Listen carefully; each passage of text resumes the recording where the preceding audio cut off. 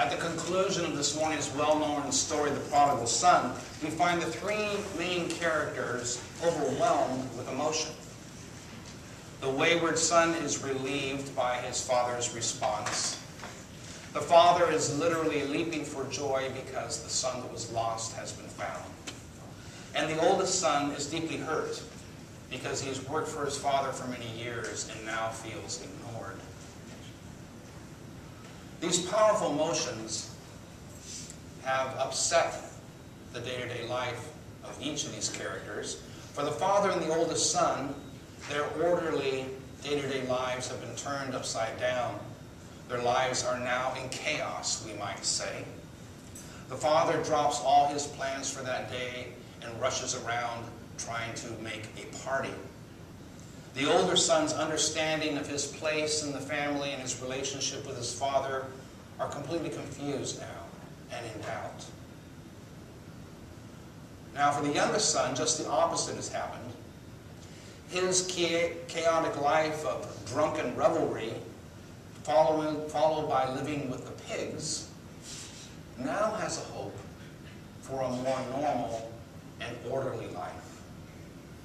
The time of chaos has ended and order has been restored for the youngest son. So we have to get a picture of what's going on here. The young son returns, and right away everyone begins rushing about, preparing for this big party. But in the back of that scene is the oldest son sulking, and the father has to go console him in the midst of trying to get ready for this big party. The whole scene is completely chaos. Nothing is normal anymore. Yesterday I attended a training session at the cathedral for the shepherd consultants that the diocese will be using in the near future. One segment was led by a friend of mine, Tom Brackett, from the Episcopal Church Center. One of the things that Tom talked about was the tension in our lives between chaos and order. And what Tom suggested, and I think he's right, if we imagine chaos to be a big circle and order to be a big circle, there's a place where the two overlap. And in that slim oval where they overlap is where most of our effective ministry happens.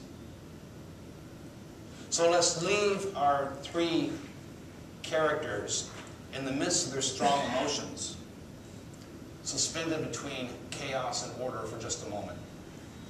And let's talk about this. Specifically, let's talk about the tension between order and chaos that I suspect is at the root of this story. You see, I think chaos has gotten a bad reputation over time. Of course, order is what we prefer because order refers to that which is known. Chaos, on the other hand, is the unknown, and usually we are afraid of the unknown because we don't think we can control it. If we let chaos take over, things might quickly get out of control. Well, I want to suggest to you that it's out of chaos that springs all of creativity. And to some degree, order stifles or even kills the spirit. Now that's the extreme version. Of course, we cannot have total chaos all the time with no order. But I'm suggesting to you that we can't have complete order and no chaos either. We need a bit of both. We need to live in that tension, that place where chaos and order overlap.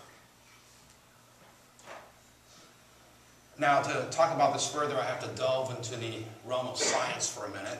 And science is not my area of expertise. So any of you scientists out there, feel free to correct me after the service, all right, if I say anything wrong. I want to talk just a little bit about chaos theory. It's a term for the apparent lack of order in a system that would be expected to obey natural rules and laws. Probably the best example that you might have heard of is the butterfly effect, introduced by Edward Lorenz in a paper he entitled Predictability. Does the flap of a butterfly's wing in Brazil set off a tornado in Texas? Lorenz stumbled across this concept when he was trying to make regular weather predictions, regular weather forecasts, by inserting numbers from previous predictions. And in his forecast, he rounded off the numbers by 3 decimal points. but his computer rounded off the numbers by 6 decimal points. And the unusual thing that surprised him was how different his forecasts were from the computer forecasts, just by that minuscule change.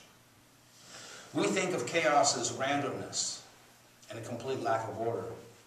What chaos theory suggests is that this is only apparent randomness, resulting from the complex interactions of many systems. In other words, the appearance of chaos is formed by our lack of knowledge of how these various systems interact. There seems to be some order even within chaos, as well as some chaos within order. The tension between order and chaos is not an either-or kind of thing. It's an and-also thing. Now this brings us to complexity theory, which perhaps I'll save for another time. But there are some parallels in this with how our human psyche functions as well. Order usually represents our conscious selves, and chaos represents our unconscious selves.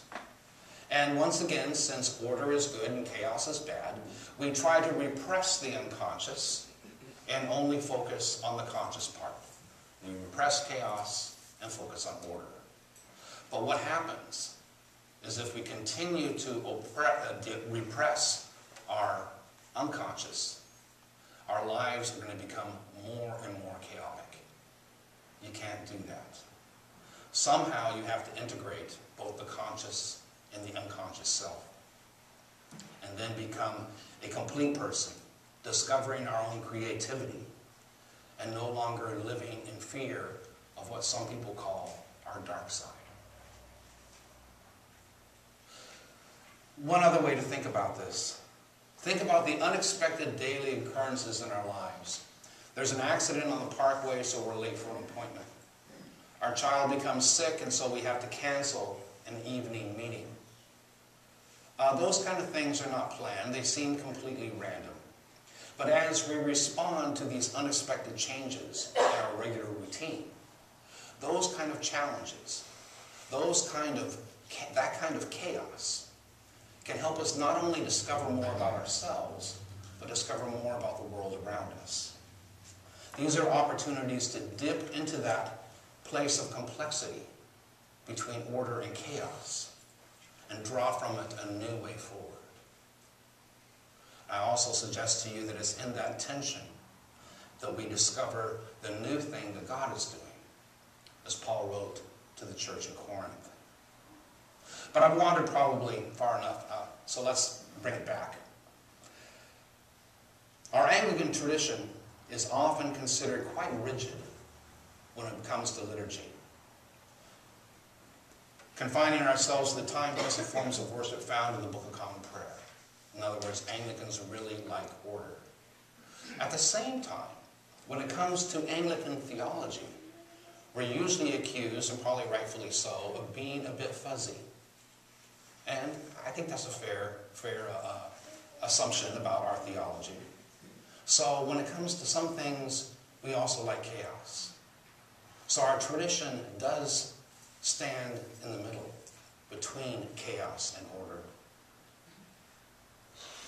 In the end, the three characters in our gospel story this morning benefited from suddenly being tossed into a very chaotic emotional place.